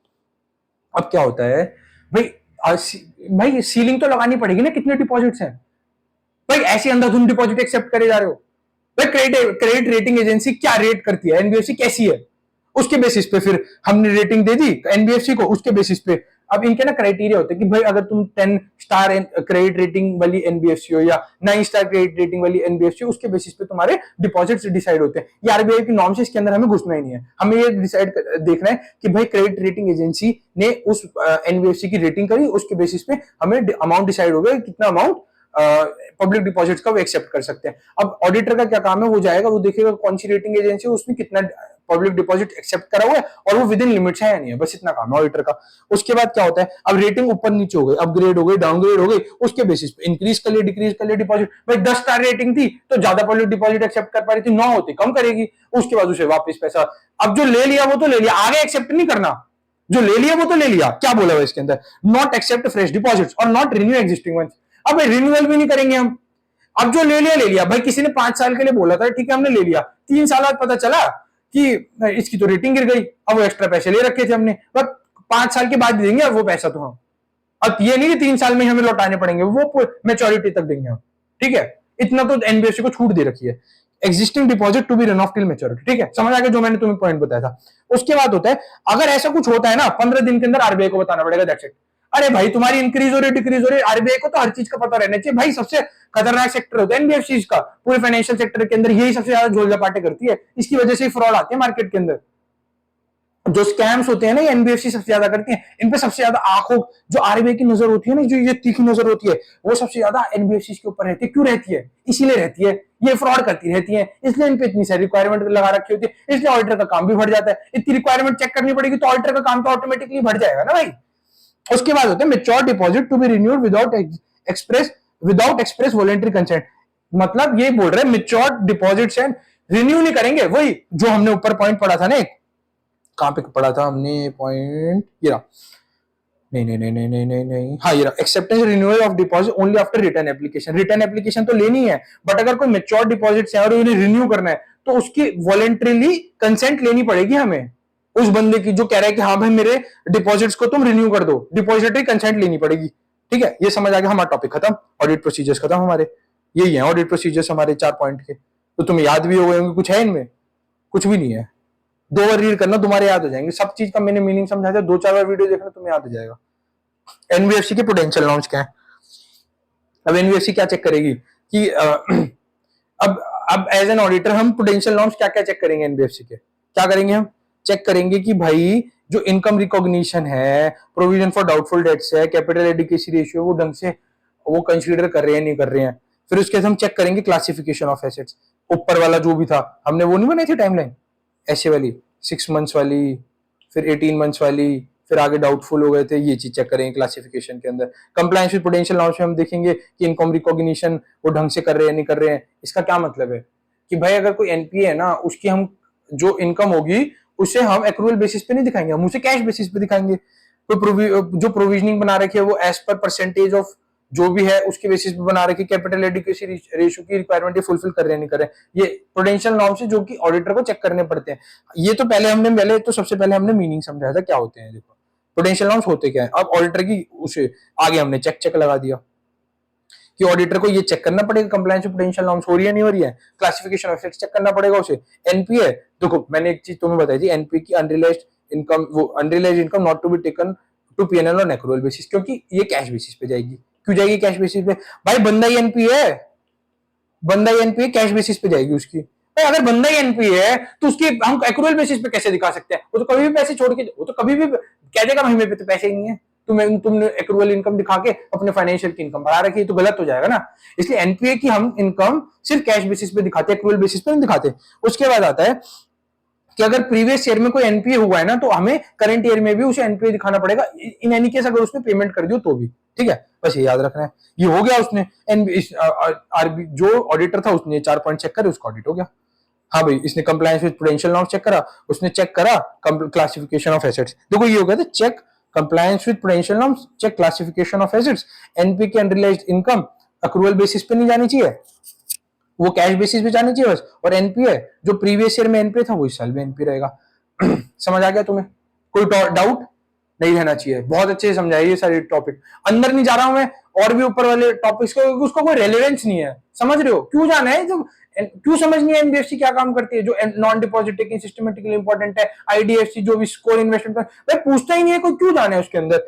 हमें तो ये देखना है जहां पे जाती है आईसीआई, यार हम क्या हमें क्या पेपर के अंदर लिख के आना है ना, तो लिख के क्या आना है जो आईसीआई पूछते, सॉरी आरबीआई पता नहीं क्यों बोल रहा हूं मैं, क्योंकि चैप्टर आरबीआई पे ना, बट आईसीआई जो आईसीआई पूछते हमें तो वही लिखना है ना। अरे आईसीआई जो पूछेगी वही तो याद करेंगे, फालतू में कुछ भी याद करके चले जाए, जो ऐसे ही पूछेगी बस उतना उतना उतना याद करना, उतना उससे ज्यादा ही बता रहा हूं मैं तुम्हें। अब आता है classification of frauds by NBFC. भाई एनबीएफसी में तो आए दिन फ्रॉड होते रहते, जैसे मैंने तुम्हें बताया था, उसके ना क्लासिफिकेशन बना दी, ये इन इन चीजों में फ्रॉड हो सकते हैं। तुमने इससे याद रखना, फूनिकॉम, अजीब सा नाम है बट याद हो जाएगा तुमको, फूनिकॉम। क्या बोलता है ये, क्या क्या रिस्क होते हैं, मतलब क्या क्या फ्रॉड होने के चांसेस होते हैं एनबीएफसी के अंदर। Fraudulent encashment through forged instruments and manipulation of books of accounts. क्या है इसका मतलब, भाई झूठे दस्तखत करके पैसे निकाल लिए, झूठे कागज देके, जो मैंने तुम बताया था। भाई ऑडिटर इसलिए चीजें चेक करता है ना, भाई ये फ्रॉड करते रहते हैं एनबीएफसी आए दिन, ऐसे इस तरह के फ्रॉड होते हैं भाई, झूठे से सिग्नेचर करके चले गए, कुछ भी कोई भी कागज देके लोन पास करा लिया, उसके पैसे नहीं दे रहे, हमारे पे ना सिक्योरिटी है, हम तो पढ़ोल, कुछ भी नहीं हो रहा हमारे पास। तो भाई ये चीजें, ये सारे इस टाइप के फ्रॉड होते हैं एनबीएफसी के अंदर। ऑडिटर का इसलिए ना रिस्पॉन्सिबिलिटी बहुत ज्यादा बढ़ जाती है। चार्टर्ड अकाउंटेंट बनते तो हैं, but chartered accountant with responsibilities बनना है हमारे को, ऐसे कुछ भी चार्टर्ड अकाउंटेंट नहीं बनना है, रिस्पॉन्सिबल चार्टर्ड अकाउंटेंट बनना है हमारे को। भाई अगर हम रिस्पॉन्सिबल चार्टर्ड अकाउंटेंट नहीं होंगे तो हमारी फाइनेंशियल स्टेटमेंट से कौन रिलाई करेगा, हम ही फ्रॉड है तो फिर तो भाई कंपनी भी फ्रॉड ही है। इसलिए बोलते हैं चार्टर्ड अकाउंटेंट्स बहुत इंपॉर्टेंट डिग्री होती है, जो लोगों को भरोसा होता है ना, इसलिए होता है चार्टर्ड अकाउंटेंट्स पे भरोसा। वो चीजें चेक करते हैं ऐसे, ये सारी चीजें चेक करके ही अपने फाइनेंशियल स्टेटमेंट वो साइन करते हैं। जब वो ऑडिटर की साइन कितनी वैल्यू होती है, हाफ सी के अंदर दिखाया है ना ये इस टाइप के फ्रॉड करती रहती है एनबीएफसी आए दिन। हमें तो देखना पड़ेगा ना, fraudulent encashment through forge instruments, manipulation of books of accounts. उसके बाद भाई कोई भी क्रेडिट फैसिलिटी दे दी, अनऑथराइज्ड क्रेडिट फैसिलिटी, रिवॉर्ड इलीगैलिटीज के बेसिस पे, फिर नेग्लिजेंस एंड कैश शॉर्टेजेस हो रही है, इरेगुलरिटीज इन फॉरेन ट्रांजेक्शन हो रही है। अब इनको ना फ्रॉड कब रिपोर्ट हो जाएंगे, अगर कैश शॉर्टेज एक 10,000 से ऊपर है, और कैश शॉर्टेज अगर 5,000 से ऊपर है, और किसी ने डिटेक्ट करा, मैनेजमेंट, ऑडिटर और कैशियर ने बताया ही नहीं भाई कि 5,000 से कम का कैश शॉर्ट है, खुद लेके चला गया होगा, उसने बताया नहीं, तो हम इसे फ्रॉड की कैटेगरी में डाल देंगे। इन दोनों के केसेस में ही है कि रिपोर्टेड एज फ्रॉड। ये तो ऑल दो क्लासिफिकेशन ऑफ फ्रॉड कर ही रहे हैं, बट ये तो उन्होंने क्लासिफिकेशन बना दी, ये तो बिल्कुल ही सामने सामने दिख रहा है भाई, ये तो फ्रॉड ही है, कैश शॉर्टेज 10,000 से ज्यादा होते ही फ्रॉड है, और कैश शॉर्टेज 5,000 से ज्यादा होते तब फ्रॉड है। अगर ऑडिटर ने चेक कर लिया, कैश की चेकिंग करने आया और देखा कैशियर ने तो बताया नहीं, मैनेजमेंट बता रही है, ऑडिटर ने देख लिया।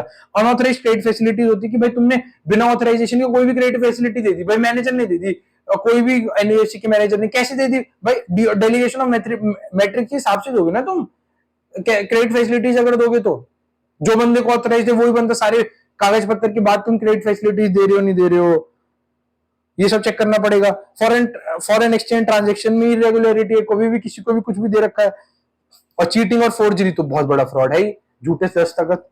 उसके बाद miss appropriation and criminal breach of trust. ठीक है, अब आता है फूनिकॉम। फूनिकॉम से तुम्हें याद रखना है, fraudulent encashment through forged instrument, unauthorised trade facility extended for reward illegalities, negligence and cash shortages, irregularities in foreign transaction, उसके अंदर रिपोर्ट फ्रॉड कर देंगे, कैश शॉर्टेज 10,000 से ज्यादा और कैश शॉर्टेज 5,000 से ज्यादा, अगर कैशियर ने नहीं बताई हो, और चीटिंग एंड फोर्जरी सी से, और MC miss appropriation criminal breach of trust. अब ऑडिट चेकलिस्ट पे आ जाते हैं। भाई अब ऑडिटर अपने प्रोसीजर भी कर रहा है, ऑडिटर ये चीजें चेक कर लेगा, उसके बाद ये वेरीफाई कर लेगा कि हाँ भाई ये चीजें हैं, ठीक है भाई, मैं फाइनेंशियल मतलब मोटा मोटा ये चेक कर लेगा, अपनी चेकलिस्ट तो लगाएगा ना कि भाई ऑडिटर हाँ भाई मैंने ये चेक कर लिया, ये चीज चेक कर ली, ये चीज चेक कर ली, ये चीज चेक कर ली, हाँ चलो अब मैं साइन कर सकता हूँ। वो ऑडिट चेकलिस्ट है, देख लेते क्या क्या है। ठीक है, वेरीफाई क्या करना है, वेरीफाई करना है, देखो ये ना, ये बहुत अलग तरीके से मैंने ना बनाने की कोशिश करी है। ठीक है, इसको समझते हैं क्या है। हाँ, अब ये ना ऑडिट चेकलिस्ट है, ये basically investment and credit companies के लिए होती है, जो कंपनी इन्वेस्टमेंट भी करती है और उसके बेसिस पे लोगों को पैसा भी देती रहती है ना। तो उसके अंदर उस कंपनी के केस में हमें क्या क्या क्या चीजें देखनी है, क्या क्या वेरीफाई करना है, मतलब उस चीज में ऑडिट को ये चेक, उसे ये चीजें तो चेक करनी पड़ेगी, उस पे इस पे चीजों पर टिक्के लगाने ही पड़ेंगे, उसके बाद ही वो ऑडिट रिपोर्ट पे साइन करेगा। अभी नेक्स्ट टॉपिक ऑडिट रिपोर्ट ही है, क्या क्या ऑडिट रिपोर्ट करना है, और ऑडिट एक बार चेकलिस्ट तो लगा लेना कि हाँ भाई मैंने ये चेक कर ली, उसके बाद ही तो ऑडिट रिपोर्ट लिखूंगा अपनी। फिर उसके बाद क्या है, अब भाई पहला पॉइंट आता है वेरीफाई क्या करना है, शेयर्स एंड सिक्योरिटी। अब इन्वेस्टमेंट कंपनी ने पैसा लगा रखा होगा शेयर एंड सिक्योरिटी में, ये चेक करना पड़ेगा जो वेरीफाई, ये वेरीफाई हाँ इसलिए डाला क्योंकि हर पॉइंट के आगे वेरीफाई है, verify share and security, verify कि भाई इन्होंने लोन तो नहीं दे रखा अगेंस्ट अपनी शेयर कैपिटल के थ्रू। भाई अगर एनबीएफसी जो उसने अपने मार्केट में शेयर्स और सिक्योरिटीज दे रखे हैं पब्लिक को, पब्लिक ने शेयर सिक्योरिटी वहां से खरीद के इसी एनबीएफसी पे चली गई लोन लेने, ऐसे नहीं चलेगा। समझे ये वाला पॉइंट? दोबारा देखते हैं क्या करना है। Verify, verify share and security देखना है कि हाँ भाई इसके जो भी जितने भी पेपर है वो सब कुछ ट्रू है ना, इसमें कोई दिक्कत तो नहीं है।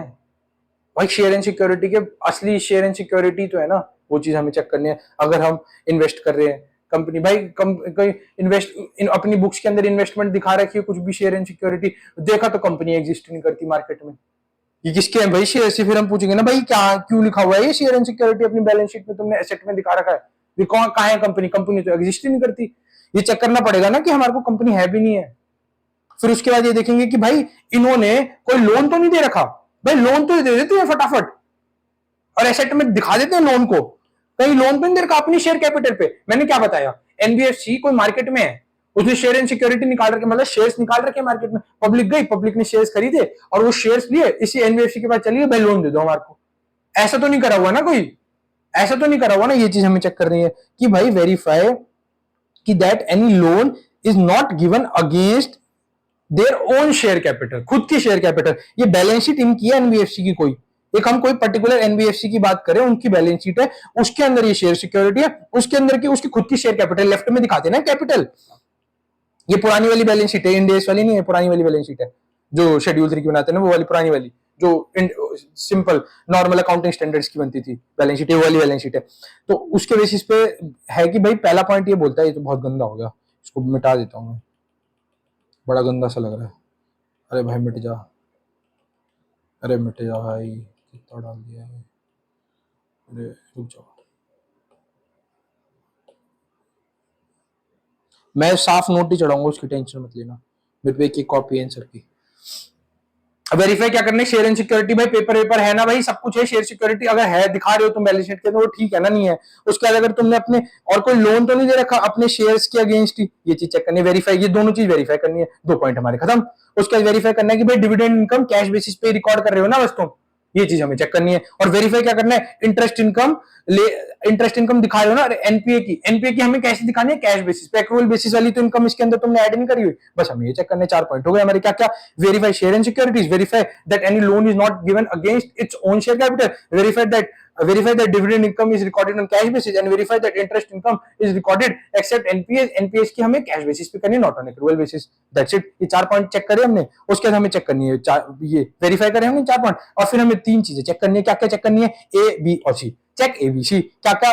ए से क्या है, accounting standard 13 accounting for investment, क्योंकि भाई इन्वेस्टमेंट एंड क्रेडिट कंपनीज है ना, इन्वेस्टमेंट एंड ये कोई एनबीएफसी है वो ऐसी है कि जो इन्वेस्टमेंट और क्रेडिट कंपनी है, ठीक है। अब उसके अंदर accounting for investment major concept हो जाएगा, क्योंकि वो इन्वेस्टमेंट दिखा रही है तो हमें अकाउंटिंग स्टैंडर्ड तो देखना पड़ेगा ना 13 एएस इन अकाउंटिंग स्टैंडर्ड 13 की, भाई वो accounting standard for invest index लगती नहीं है एनबीएफसी पे, अभी तो कोई नोटिफिकेशन आई नहीं है, तो इस पे लगते अकाउंटिंग स्टैंडर्ड है। तो एएस 13 जो अकाउंटिंग फॉर इन्वेस्टमेंट है वो चेक करना पड़ेगा ना कि वो ढंग से फॉलो हो रहा है नहीं हो रहा है अकाउंटिंग स्टैंडर्ड। उसके बाद आता है board minutes purchase and sale of investment. भाई अगर यहाँ पे कोई परचेज सेल ऑफ इन्वेस्टमेंट होती है ना, बोर्ड रेजोल्यूशन पहले पास होता है, ये हमें चेक करना पड़ेगा एनबीएफसी के अंदर कि वो बोर्ड रेजोल्यूशन पास हुआ है नहीं हुआ है, ये चीजें चेक करनी पड़ेगी हमारे को। उसका classification of loan and advances, ये तो हर जगह ही पॉइंट आ जा रहा है, सॉरी ये क्या हो गया, हाँ ये हर जगह पॉइंट आ जा रहा है, classification of loans and advances into standard, substandard and doubtful. ठीक है, वो जो हमने वो नहीं बनाई थी टाइमलाइन, ये वही है टाइमलाइन, यही चेक करनी है हमारे को कि वो ढंग से क्लासिफाई कर रहे हैं नहीं कर रहे, एनपीएस को स्टैंडर्ड, सबस्टैंडर्ड, डाउटफुल लॉस के हिसाब से ही कर रहे हैं ना, उसकी 6 महीने 18 महीने डाउटफुल की कैटेगरी, जो भी कैटेगरी उसके बेसिस पे कर रहे हैं ना रिकॉर्ड, बस ये चीज चेक करनी है हमारे को। हमने क्या क्या चेक करा? वेरीफाई करा शेयर एंड सिक्योरिटी, वेरीफाई करा लोन्स एंड एडवांसेस कि भाई loans and advances against its own share capital तो नहीं रखे, वेरीफाई करा डिविडेंड इनकम कि भाई वो कैश बेसिस पे रिकॉर्ड है, वेरीफाई करा इंटरेस्ट इनकम एक्सेप्ट एनपीएस की कैश हमें इनकम है जो वो कैश बेसिस पे करनी है, एक्रूअल बेसिस पे नहीं करनी है। उसका चेक क्या करना है? अकाउंटिंग फॉर इन्वेस्टमेंट चेक करना है, बोर्ड मिनट्स अगर वो purchase and sale of investment का चेक करना है, क्लासिफिकेशन चेक एबीसी, ए से हो जाएगा अकाउंटिंग फॉर इन्वेस्टमेंट, बी से हो जाएगा बोर्ड मिनट्स और सी से हो जाएगा क्लासिफिकेशन। ऐसे याद हो जाएगा तुम्हारे को, ये तुम पिक्चर याद रखना, ये हो गया तुम्हारा ऑडिट चेकलिस्ट खत्म। है कुछ नहीं है ना, मैं बोल तो रहा हूं एनबीएफसी बहुत आसान चैप्टर है, मत ये वाला चैप्टर डरने के लिए नहीं था, बट वही है ना, हम भाई आईसीआई क्या करता है ऐसे अपनी वेग लैंग्वेज में लिख देता है, अगर हम चार्ट और इन सब के थ्रू पढ़ेंगे ना आसान हो जाता है चैप्टर, मैं ऐसे ही पढ़ता था। अब इसमें तुम्हें पढ़ा रहा हूँ, मेरा साथ देते रहो, तुम्हें भी चीजें याद होती रहेगी। बस यहाँ पे कॉन्सेंट, यार फोन छोड़ दिया करो, ये इंस्टाग्राम छोड़ दो, अभी 2.5 महीने रहेगा उसके बाद खूब चलाना है इंस्टाग्राम, खूब पोस्ट डालना। अभी यहाँ पे कॉन्सेंट्रेट करो, ये काम नहीं आएगा, यही काम आएगा, सॉरी गलत बोल गया, इंस्टाग्राम काम नहीं आएगा, यही काम आएगा, यही करना है तुम्हें। 2.5 महीने की बात रह गई, उसके 3 महीने मान लो मोटा माटी, क्योंकि अब तुम्हारे पेपर भी आने वाले हैं, नवंबर के एंड में देने हैं ना पेपर, एंड तक चले जाए, 20 तारीख तक तो चले ही जाते हैं ना, 3 महीने रह गए। आज कौन सी डेट, आज मैं लेक्चर जो रिकॉर्ड कर रहा हूँ आज है, मैं ये तो गलत डेट दिखा रहा है, आज है 13 अगस्त, 13 अगस्त वाले दिन ये लेक्चर रिकॉर्ड हो रहा है। और मैं बात करूं नवंबर में तुम्हारे 21 नवंबर तक पेपर हो जाएंगे, 3 महीने की बात है, पढ़ पढ़ा के अपने 8 पेपर निकालो, जय श्री राधे, खत्म बात। उसके बाद आता है ऑडिटर्स ड्यूटी टू रिपोर्ट। अब ऑडिटर का क्या काम है भाई, उसने सब कुछ चेक कर लिया, हाँ भाई इस एनबीएफसी में हो रहा है, ये हो रहा है, ये हो रहा है, चेकलिस्ट पैकलिस्ट सब कुछ चेक कर लिया, रिपोर्ट तो बना के देगा ना, बस रिपोर्ट बना के देनी है। देखो लास्ट टॉपिक है, कुछ भी नहीं है, बहुत सिंपल चैप्टर है, कितनी जल्दी कर लिया हमने। अब तुम्हें बार बार तुम इसको बस सुनते रहना, ऑटोमेटिकली याद हो जाएगा। अब देखो लास्ट टॉपिक क्या है, ऑडिट रिपोर्ट में क्या क्या देना होता है, ठीक है।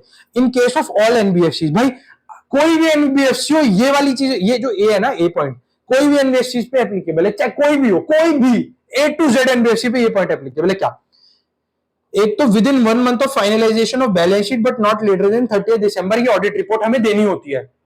ऑडिट रिपोर्ट हमें कब देनी होती है, finalisation of within 1 month of balance sheet finalise होते ही, बट 30 दिसंबर से पहले पहले हमें ऑडिट रिपोर्ट देनी है। ये एमसीक्यू के लिए बड़ा इंपॉर्टेंट पॉइंट है। एमसीक्यू में भाई कुछ भी पूछ लेते हैं, आईसीए का कुछ भी नहीं पता, कुछ भी पूछ लेते हैं एमसीक्यू में, ये चीज याद रखना।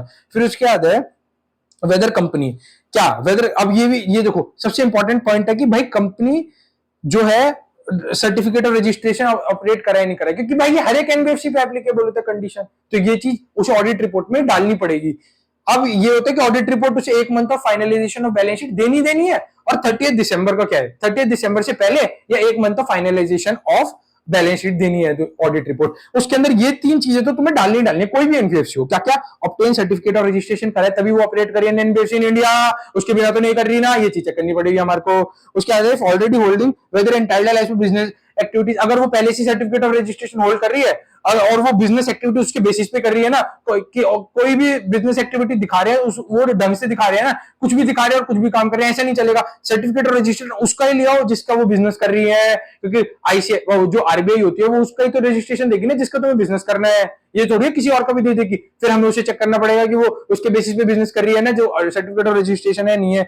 उसके बाद और नेट ओन फंड्स की रिक्वायरमेंट, वो जो मास्टर डायरेक्शंस में लेट डाउन है, जो 2 करोड़ वाली थी, और डिफरेंट एनबीएफसीज की डिफरेंट होती है, वो क्राइटेरिया फुलफिल हो रहा है या नहीं हो रहा है, वो ऑडिट रिपोर्ट के अंदर देना पड़ेगा हमारे को, सिंपल एज दैट। एंड ये वाला जो है ऑडिट रिपोर्ट वाला, ये वाला पॉइंट है, in case of all NBFC, audit report के अंदर ये वाले 3 पॉइंट तो जाने ही जाने, कोई भी एनबीएफसी हो। क्या क्या, कि भाई उसने सर्टिफिकेट ऑफ रजिस्ट्रेशन लिया है नहीं लिया है आरबीआई से, उसके बाद कि वो नेट ओन फंड्स की रिक्वायरमेंट फुलफिल कर रही है नहीं कर रही है, उसके बाद अगर वो होल्ड कर रही है तो प्रिंसिपल बिजनेस एक्टिविटीज ही कर रही है ना, अपनी कोई और एक्टिविटी तो नहीं करनी है ना भाई। अगर इन्वेस्टमेंट में क्रेडिट कंपनी तो इन्वेस्टमेंट और क्रेडिट ही कर रही है ना, कुछ और तो नहीं करी, मोर्टगेज तो नहीं कर रही ना।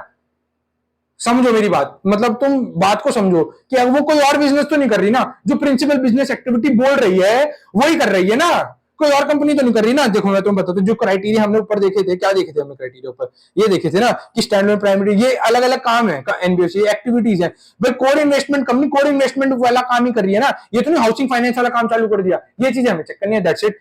होल्डिंग फाइनेंस कंपनी ये इंफ्रास्ट्रक्चर डेट फंड का काम तो नहीं करनी, ये हमें चेक करना है, दैट्स इट। यही होता है कि भाई वो तो प्रिंसिपल बिजनेस एक्टिविटीज के हिसाब से काम करिए नहीं करिए, दैट्स इट। उसके बाद आता है एनबीएफसी होल्डिंग और एक्सेप्टिंग डिपॉजिट्स। देखो ये पता है क्यों इंपॉर्टेंट है, क्योंकि कंपनी भाई पैसा लेती है ना, तो भाई आरबीआई अंदर आता है कि भाई पब्लिक का पैसा नहीं डूबना चाहिए। भाई सरकार क्यों ऑपरेट करती है, पब्लिक के हित में तो करती है। आरबीआई क्या है, वो फाइनेंशियल सेक्टर को चला रही है, फाइनेंशियल सेक्टर पब्लिक के हित में तो होता है ना, पब्लिक की पैसा बढ़े, पब्लिक खर्च करे, पब्लिक इंजॉय करे अपने पैसे को। भाई क्यों कमाएंगे हम पैसा चार्टर्ड अकाउंटेंट बनने का, कि इंजॉय कर पाए हम पैसा को, और पैसे हमारा सेफ नहीं हो तो पैसा डूब जाएगा, हम इंजॉय क्या करेंगे, हम तो पैसा बटोरने में लग जाएंगे, फिर हम भी फ्रॉड चालू कर देंगे, हमारे पैसे नहीं तो हम भी फ्रॉड करेंगे। इसलिए आरबीआई गवर्नमेंट बीच में आती है कि भाई सब कुछ सही से चलता रहे, हम भी फ्रॉड ना करें और किसी को करने भी ना दें, बस।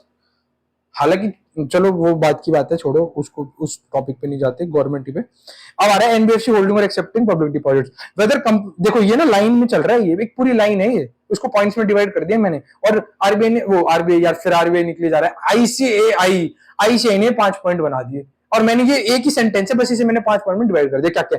Weather company has accepted deposits with a minimum investment grade rating and are within limits and not in excess of quantum, and company has defaulted in payment of interest and principal of capital adequacy ratio. ये ऐसे mnemonic की, उसे एक बार ये पूरी line ही एक तरह से निमोनिक है। अब इसे तुम याद कर लो कि weather company has accepted deposits with minimum investment grade rating. भाई मिनिमम इन्वेस्टमेंट ग्रेड होनी चाहिए ना, उसके बेसिस पे, उसके बिना तुम पब्लिक डिपॉजिट एक्सेप्ट नहीं कर सकते ना उससे ज्यादा। हमने ऊपर पढ़ा था मिनिमम इन्वेस्टमेंट ग्रेड के बारे में, इससे ज्यादा इससे कम जो भी होगा उसके बेसिस पे हम फिर अपने डिपॉजिट डिसाइड कर लेंगे, कम करने होंगे ज्यादा करने होंगे। एंड जो लिमिट्स के हिसाब से है ना कि भाई अगर 10 रेटिंग है तो उसके बेसिस पे पब्लिक डिपॉजिट एक्सेप्ट करे या नहीं करे, और कौन एक्सेस उससे ज्यादा की तो पब्लिक डिपॉजिट एक्सेप्ट नहीं करे जितने की उसकी रिक्वायरमेंट है। ये भाई देखो बिल्कुल रिपीट पॉइंट है, लिमिट्स में भी होना चाहिए, उससे ज्यादा की नहीं करे, क्या मतलब है? लिमिट्स में हो रहा है, उससे ज्यादा के क्यों करेंगे भाई? आईसीए को पॉइंट बनाने होते हैं ना, वो कुछ भी बनाता है। उसके बाद and company defaulted in paying interest and principal. ये भाई कंपनी ने डिफॉल्ट तो नहीं करा इंटरेस्ट और प्रिंसिपल पे करने में, है? कंपनी डिफॉल्ट तो नहीं करा ना कोई इंटरेस्ट और प्रिंसिपल पे करने में। Whether company has accepted deposit, company has not defaulted in paying interest and principal, हमें ये चीज चेक करनी है। उसके बाद है कि कैपिटल एडिक्वेसी रेशियो की वो रिक्वायरमेंट फुलफिल कर रहा है नहीं कर रहा है, ये 5 पॉइंट हमें चेक करने हैं। क्या क्या 5 पॉइंट पे दोबारा देखते हैं। Whether company has accepted deposits with minimum investment grade rating and are within limits and not in excess of quantum, and company defaulted in paying interest and principal of capital. और ये देखना कि जो कि वो capital adequacy ratio maintain कर रही है नहीं कर रही है। 5 पॉइंट है, 5 पॉइंट है, कुछ 5 पॉइंट में हो गए, याद हो गए? कुछ है नहीं है चैप्टर में कुछ भी, सही बता रहा हूँ, कुछ भी नहीं है इन चैप्टरों में। बस ये कि वो छोरी छोरी दिखती रहती है ना, वो याद नहीं होती। कलरफुल लैंग्वेज, इसलिए कलरफुल जो नोट्स क्यों यूज करता हूं मैं, ताकि याद हो जाए चीजें। मैं अपने नोट्स भी ऐसे ही बनाता था और तुम्हें भी ऐसे ही दूंगा, मैं कमेंट बॉक्स में डाल दूंगा, तुम जरूर बताना नोट कैसे लगे तुम्हें। नोट्स में बहुत मेहनत लगती है, ऐसे एक एक दिन में नहीं बनते, हफ्ता हफ्ता लग जाता है नोट्स बनाने में। उसके आ जाते हैं एनबीएफसी नॉट एक्सेप्टिंग डिपॉजिट्स। अब देखो भाई, ये पॉइंट हो गए हमारे एनबीएफसी के जो एक्सेप्ट करिए डिपॉजिट्स, ये हो जाएंगे जो एनबीएफसी नॉट एक्सेप्टिंग डिपॉजिट्स। क्या क्या एक्सेप्टेड भाई? अब कंपनी बोल रही है कि वो एनबीएफसी नॉट एक्सेप्टिंग डिपॉजिट्स है, और भाई उसने एक्सेप्ट करके बैठी कोई डिपॉजिट्स, या फिर बोर्ड रेजोल्यूशन पास करा है ना for non acceptance of deposit, वो चेक करना है भाई। अगर एक्सेप्ट करोगे तो ही बोर्ड रेजोल्यूशन पास करना है, नॉट एक्सेप्ट करोगे तो ही बोर्ड रेजोल्यूशन पास करना है। और कंप्लाई विद प्रूडेंशियल नॉर्म, जो नॉर्म्स है प्रूडेंशियल, वो सारे वो कंपनी फुलफिल कर रही है नहीं कर रही। जो मिनिमम कैपिटल एडिक्वेसी रेशियो है उसके नॉर्म्स सब कुछ वो फुलफिल कर रहे हैं। ये पॉइंट्स याद कर जाओ, कुछ भी नहीं है चैप्टर में, बहुत सिंपल चैप्टर है, बहुत ज्यादा सिंपल चैप्टर है। तुम्हें मैंने समझा भी दिया है, और नोट्स कलरफुल नोट्स हैं, इसके थ्रू याद करने की कोशिश करो। ये जो सब काटापीटी मचाई है ना मैंने तुम्हें समझाने में, ये सब हट जाएगी, क्योंकि मैंने इसकी कॉपी बना रखी है और मैं वही वाली कॉपी अपलोड करूंगा। काटापीटी नहीं दिखेगी तुम्हें, हाईलाइट वाइलाइट थोड़ा बहुत दिखेगा, ज्यादा नहीं दिखेगा। यही चैप्टर था हमारे एनबीएफसी का, समझ आ गया? कोई डाउट है? नहीं होना चाहिए, इतना ही याद करना है, इससे ज्यादा अंदर घुसने की जरूरत नहीं है तुम्हें। मैंने सारी चीजें बता दी, यही चीजें तुम याद कर लो, इससे तुम्हारा चैप्टर हो जाना है। ठीक है, थैंक यू सो मच मेरे साथ बने रहने के लिए। ऐसे ही हम आगे रिवीजन लेक्चर डालते रहेंगे, ऐसे तुम मेरा साथ देते रहना, बस सुनते रहना मेरी बातें। ऐसी ऐसी इस टाइप के नोट्स डालता रहूंगा मैं, और तुम्हें ऑडिट याद कराता रहूंगा। बस तुम अपना कंसंट्रेशन मेरे साथ रखना, प्यार बनाए रखना। कमेंट बॉक्स में जरूर बताना कैसा लगा लेक्चर, अपने दोस्तों को रिकमेंड करना, लाइक करना, शेयर करना। थैंक यू सो मच, धन्यवाद।